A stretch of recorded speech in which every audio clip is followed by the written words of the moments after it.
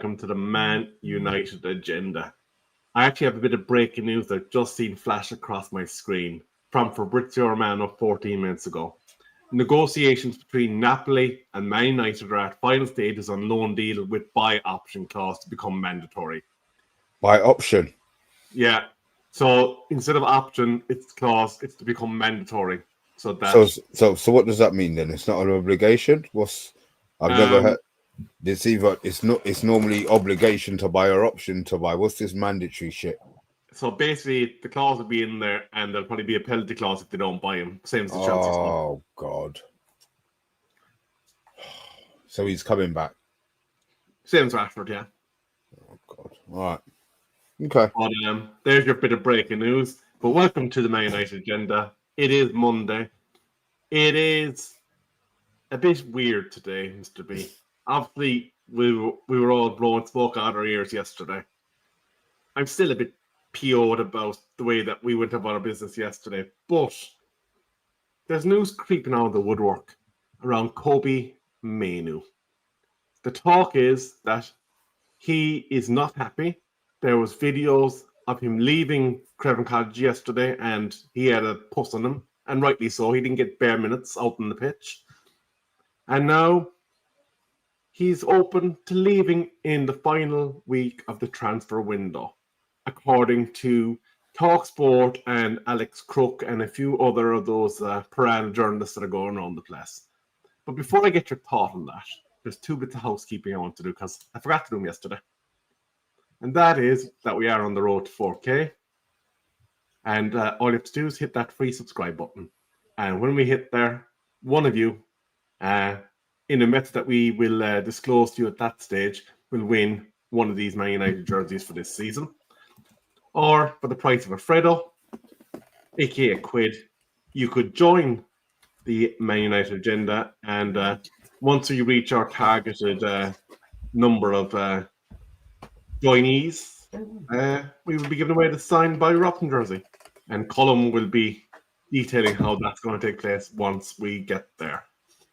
But talk to me, Mr. B. Obviously, we're all big fans of Kobbie here. He probably was the brightest thing that Ineos noticed when they took over Manchester United's minority stakeholding, and they even name-checked Kobbie when they did so. What's gone wrong? Ruben's formation is what I'll put it down to. We all lost our mind, obviously, when he did break through, and it was a breakthrough, to be fair. He even had his opportunities played in the Euros, so we know there's a player in there. Ruben doesn't fancy him in, obviously, the Agate role, the 6. And he's not going to get his opportunity as the 8 by the looks of things. Amarin's moved Bruno from a 10, where he was good for us. All right. You know, some people still thought he was trash, but he was half decent for us most games. He's now moved into an 8 where he physically cannot play. He doesn't understand the position, and he definitely can't do it in a 2. And Kobbie apparently is Bruno's competition. Well, like I said yesterday, Rebel, Bruno doesn't get dropped and he doesn't get injured, which means that Kobbie's not going to play. So if it has come out that he wants to leave, I don't want him to go. But you can understand where he's coming from. You know, he wants to play football. At the end of the day, you don't train all week not to do anything. And it's 2 games he hasn't had any game time in. So you can maybe understand where he's coming from and why he feels so peed off. I don't see it ending well, I'll be honest. For the Kobbie inners is what I will say, because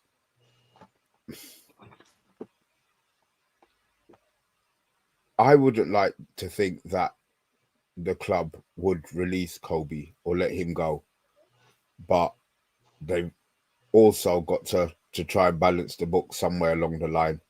The fact that Kobbie's not playing, I don't understand. I really, really don't. There's the position on the pitch that he wants to play in, fine. Is Amarin now Am I looking too deep into this Bruno position? Him saying that he's playing in Bruno's position. That's the part that's really doing me because I just don't see him getting any game time. And if that's the case, he may as well go. Yeah, I see. I see the point you're making, and the most frustrating thing of it all is it's not really Bruno's position. He's been square pegged into that round Mm, hole. That's not where Bruno is most effective. And we saw a lot of petulance yesterday. Now we'll be talking about that later on. But while you did mention Bruno, the other rumor is that Al Ittihad are in his noggin, and they're apparently sniffing around in the final week. They're talking 90 to 100 million pounds of a bid, Rebel, if which they were if they were going to sell him, though, Rebel, they would have done it already. United don't do deals in what 5 days, 6 days. We don't do deals that quickly. So if it was going to happen, I think it would have happened already. Who was the rumor from? Was it a proper based or was it just they're all Arabian journalists. Okay, well, look, I'm not going to say I don't know any of them, so I'm not going to say that it's true or false. There's no smoke without fire, obviously, and we do know that they did have a bid before, but he didn't want to go 2 weeks ago. He's not going to suddenly change his mind and say that he wants to go. I just don't see it. We know that it wasn't his decision necessarily.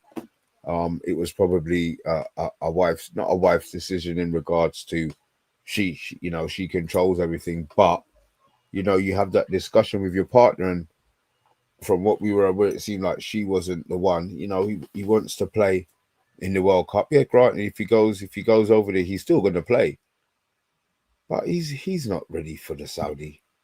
Come on, man, he's 30. He can still play for loads of top teams. The only issue is we would never get that kind of money for him. Okay, so let's just say that one is a bit of a pie in the sky. I suppose I just had to kind of mention it because it has come up again today. Talk Sport and a few others picked it up. But let's focus on Kobbie. And if there is smoke to the fact that he wants to leave to get minutes, be it on loan or whatever, take him out of that squad. That leaves you with Bruno and Mount, neither of which are in it. And it leaves you with Casemiro, who's got about 60 minutes in him, and Ugarte, who Amran hates. Yes, as I said, there's no time to do a deal. He's going to have to stay. He may well be upset with the situation at the moment. Maybe that'll change. I don't see how it's going to change with how Amarin plays, but there's no time to do that kind of deal, Rebel. There's no time to do any sort of deal that involves one, Kobbie leaving, and two, us getting a player in. The Lemons one sounds like it's going to be done. That's fine, but that's not a central midfielder. So until January, they really will be going in with Ugarte, Casemiro, really for those two positions. God bless Kone. He fractured his eye socket. Maybe he'll play with a mask, but he hadn't seen anything anyway. So, do we get to double figures in points by Christmas with that midfield?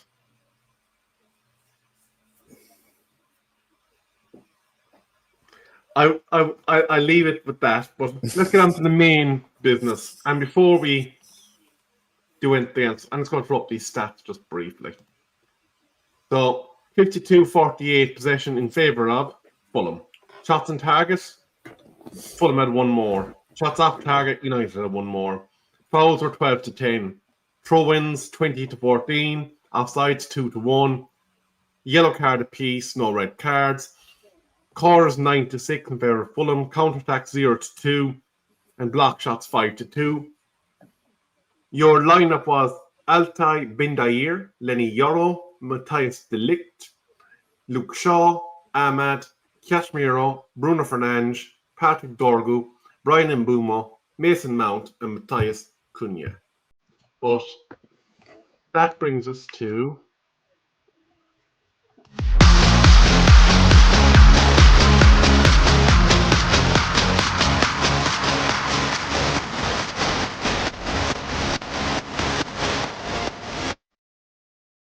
Yes, we got very fancy. We have a jingle for the good, the bad, and the ugly. Uh, so while we're discussing ours, please do get your good, bad, and ugly from yesterday in the chat. But Mr. B, let's have yours. The good, the bad, and the ugly for you. The good, Konya's first 10 minutes. I can't think of anything else that was good, to be fair. The bad, I'm going to say the result, the last hour performance. And the ugly is going to be Bruno. I mean, I've heard excuses for missing penalties. I would have rather he just came out and said he lost his head, rather than blame it on the referee bumping. I mean, you've seen the replay of it. I think Bruno thinks the referee walked to him on purpose, and bumped him on purpose. But the whole corner technique, the whole penalty technique, he never blasts them. So whether the referee did get on his head or not, that's my ugly. There probably could have been a few more, to be fair, but I think that's the one that stands out for me, Rebel. Yeah. In my case, the good was Lenny Yoro. I thought he's played at a maturity beyond his years. He seemed to be everywhere, getting involved in everything. The bad for me was actually the referee. I thought he made a few poor calls, one of which, and I know it's always bad to kind of point fault at your own team, but that goal, if it was given against us, I'd have been pissed because let's call a spade a spade. It shouldn't have counted. And then, as for the ugly, there's two things that come to mind for me. One you've mentioned, which is Bruno Fernandes, and complete head loss that happened after the penalty incident. And the second one was the substitutions that were made. Maguire and Heaven being brought on when you're chasing to try and get ahead. Like for like subs. I could understand that perfectly if you were trying to see a game out and kind of put fresh legs in your back line. We had Joshua Zirkzee still on the bench. We had Kobbie Mainoo still on the bench. And I think Ruben Amram has to hold a lot of responsibility for his tactical substitutions. Mr. I can't even. I like to disagree with you a lot, Rebel, but I didn't even contemplate the substitutions. It didn't go through my head, and yeah, that's a big problem. I mean, one of the things he said was he kept Mason Mount on because he wanted goals. Zirkzee, Mainoo over a tired Mason Mount. You know what I mean? Just little things make you worry, make you think that maybe I don't know. It's yesterday shocked me. I just expected us to win. I'll be honest, but I expected us to have won the game yesterday. I didn't expect it. Especially how we started that first maybe 10 minutes popping the ball around. I expected us to win the game. So I'm sitting there not deflated, just a bit disappointed. I said, look, we've got Grimsby. I'm not even going to talk about the Grimsby game. That's not even up. But we've got Burnley on Saturday. Yeah. Obviously, there will be a preview show later in the week, but like when you think about Brian Mbeumo hasn't got up to the speed that was at Brentford last season just yet. We've seen flashes of it. Don't get me wrong, and we know what he's capable of. But in the way that the game's kind of playing out, you would have thought, okay, if you want to keep Mason Mount on, Brian Mbeumo comes off. You keep Mason Mount on, and then you bring on your Dallows or your whoever it was that he was bringing on from, and you kind of maintain some semblance of, I suppose, credibility in your midfield, because that Mount Bruno access, it was two players that were being square pegged into a round hole, and it just leaves you kind of in horror, considering that Kobbie is a natural midfielder. He can play the 8 role.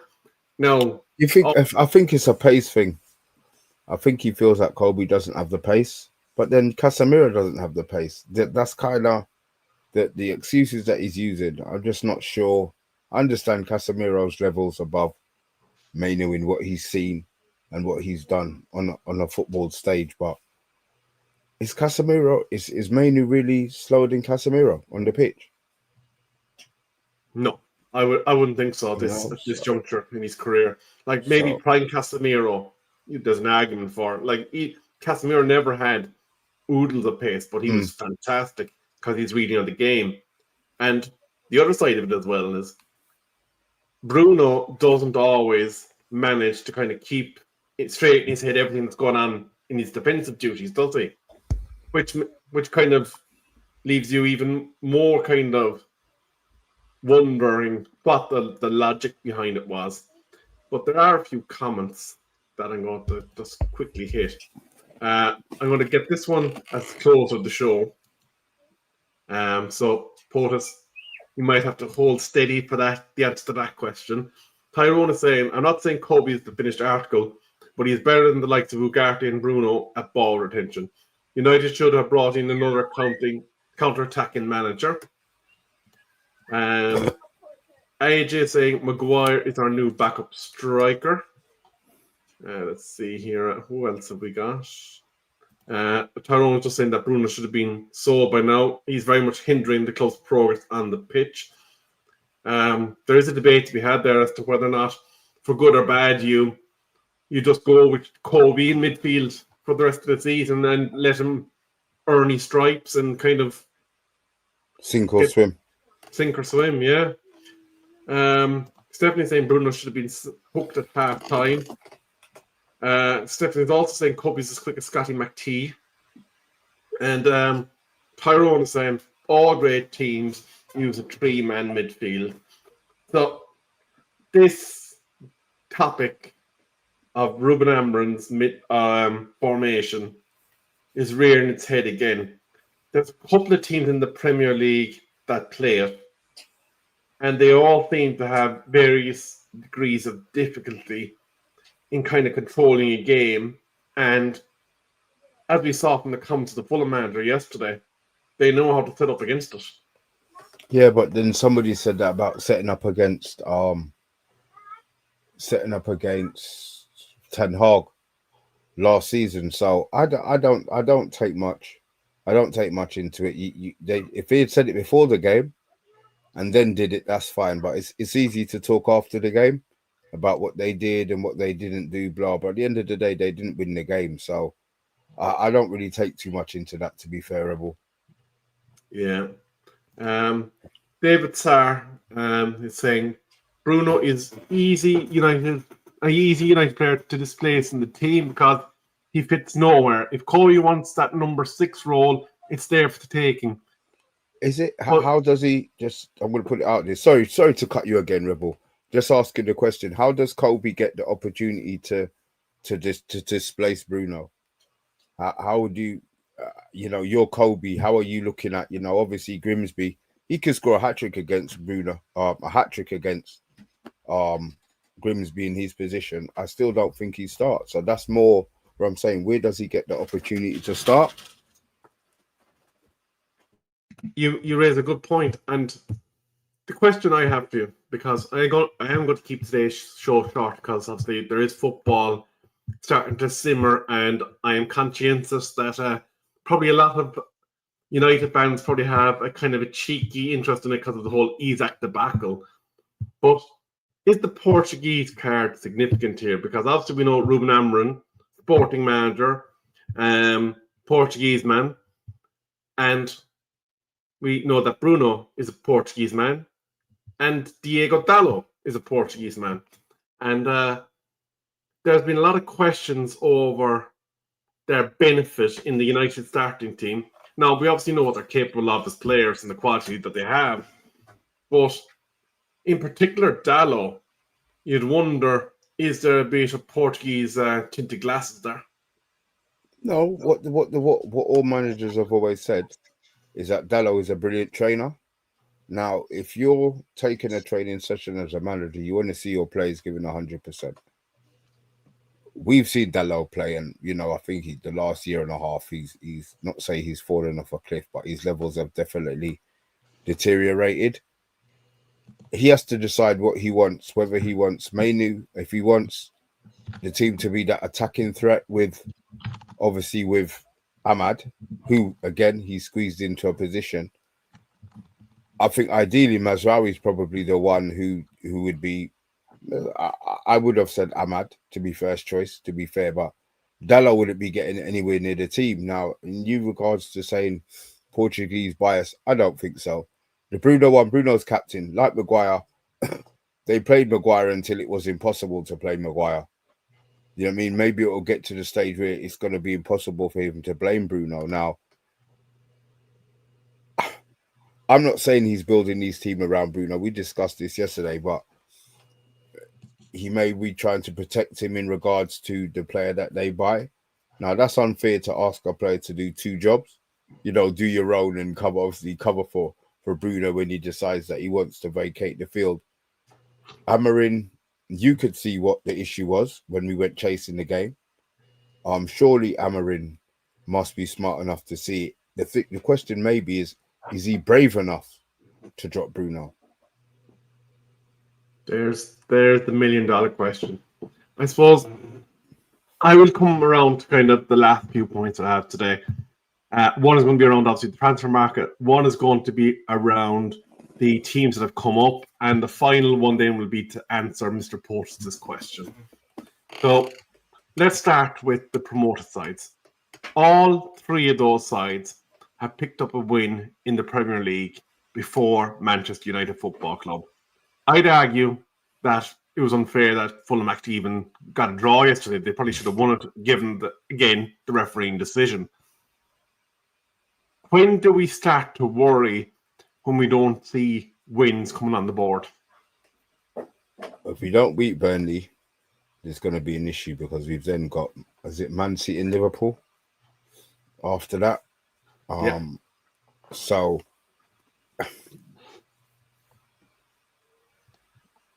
there's still 5-6 days left of the window. I don't believe we get a midfielder in Rebel. The formation works, and United tend to raise their game against the bigger teams. It's common knowledge, and we saw that between the chalk and cheese performance in the two games that we've had. But both games we haven't won. We know Ruben's not going to change his formation.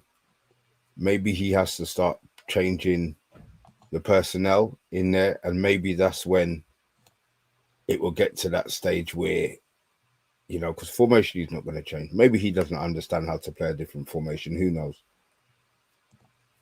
But the results have to change soon because he's really, really going to be under pressure. Okay, this is the next few games that Manchester United have. Obviously, we know that the transfer window shuts in just under 23 hours and 35 minutes from now. Man United, Burnley, Man City, Man United, Chelsea, Brentford, Man United, Sunderland, and Liverpool, Man United. Does the actions of Manchester United Football Club in terms of outgoings and incomings basically dictate whether we're going to be sniffing around 15th, 16th, or whether we're going to be in with a shout of Europa League football? Because that's the fixture list that we have to face with that midfield. That doesn't look good, does it, Rebel? We need to get more than the 9. We need to get more than the 6 points. That's obvious. Really. Where do you see 6 points there? Well, I'll say Sunderland. Look, I'll say Sunderland and Burnley. Those are the obvious. Brentford is always difficult. Although that's a 7:30 a.m. game. Lord have mercy, that's really early, isn't it? This is obviously taken off a fan's page that's right, USA. Sorry. Okay, I wondered what the hell had gone on there. To be fair, sorry, but those two. Look, I'm not going to predict because I predicted we're going to beat Fulham, and all it does is wind you up. I say 6 points, which is not going to be enough. Like, I, Man City aren't great at the moment. I'll be they're not great at the moment. Defensively, we've obviously got the opportunity to get at them. The Chelsea at home one is the game where we don't really want to lose that because we're going to have Garnacho either sitting on our bench getting dogs abuse or sitting on their bench getting dogs abuse. So that's going to be a horrible game. Obviously, Brentford. Sunderland, regardless of what Sunderland done and how excited they're going to be, we should be beating Sunderland. Obviously, Liverpool, yeah. like, if we get those 6 points, plus the one that we've gotten from Fulham, that's 7 points out of a possible 20. It's not enough, Rebel. That's tracking for struggling to 40 points against this season. It's not enough. It's not enough points, Rebel. Let's be honest. We're looking at it now.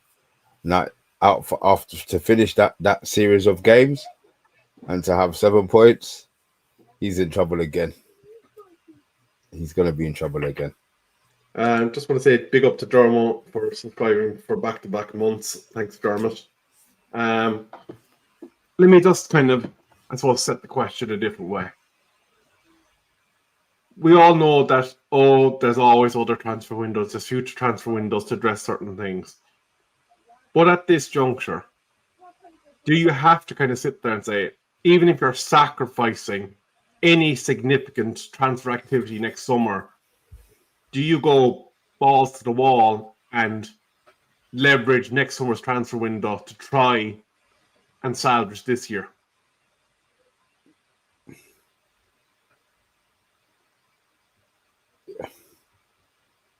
No, I would say no. I think there has to be an option within the price bracket that they've got money to spend. It's not the money that they want to spend or Brighton want them to spend. And look, Brighton said no. So it wasn't even a conversation that went anywhere else. So if they don't have an option which is going to be cheaper, then somebody has to come in, Rebel. And that's our hope. That one person that comes in gets it right. But guess what? We've seen what he's done with Sesko in regards to Sesko being here for a week and a half, 2 weeks, and still not starting a game. So when the other midfielder then comes in, the one that we hope whoever it is going to buy, how long is it going to take for them to settle? We've got the 2-week international break coming up. So maybe they would have time to get something, but it's not going to be match sharpness. He can't get any behind closed doors games set up unless he uses the under 21s like he did with the Sesko game. So then even if we get somebody in now, it's still going to be maybe a month before we see them hopefully up and running. Who's to say that they're going to be ready for the Premier League? We always talk about Premier League proven. Well, for that price, are we going to get a Premier League proven player, or is it going to be a Serie A proven player? There has to be something in there. There still has to be something in the pipeline. I'm assuming.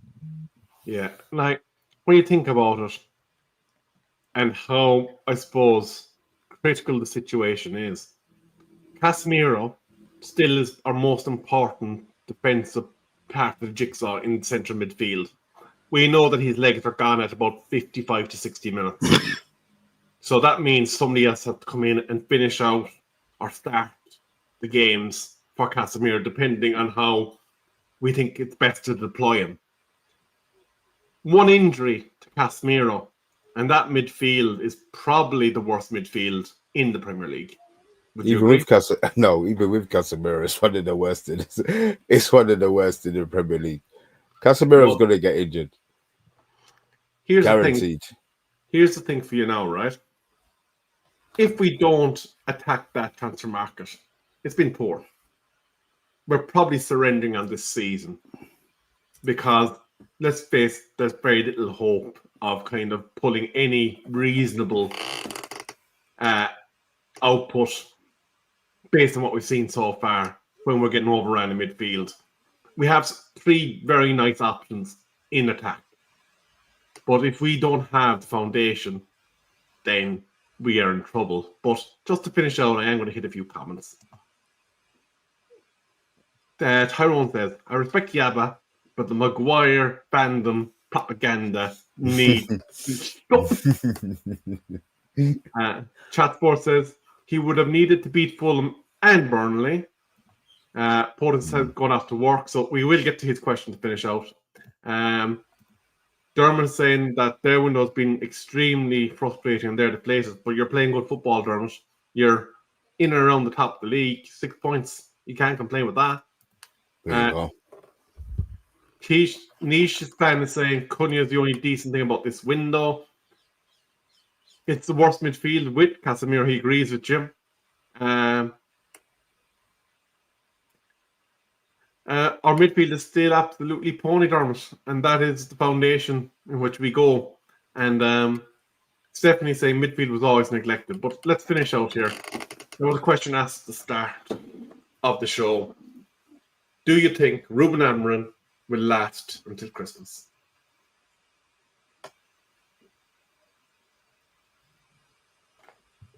Yes. I'll be positive. I'll say yes.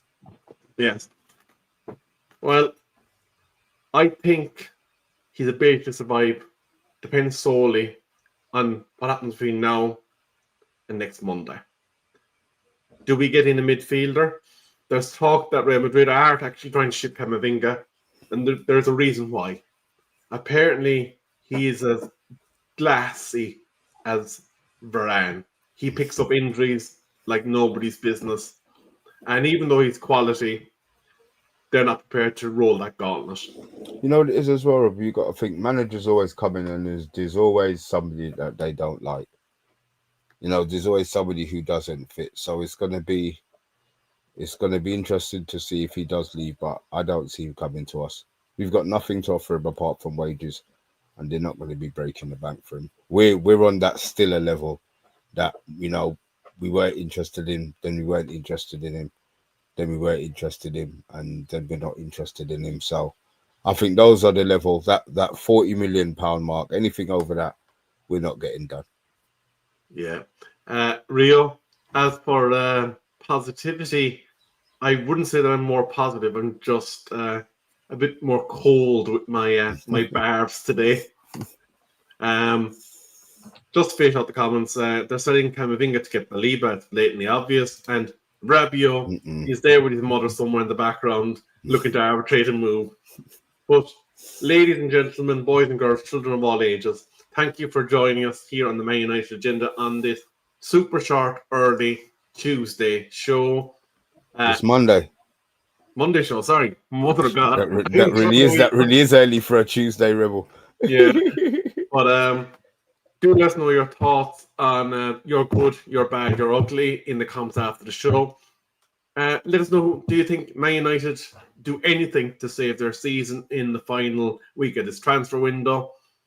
But tomorrow we'll return with a preview show for the Grimsby game, God help us, and any other news that does come across the news desk. But enjoy the football. We have been the Man United Agenda.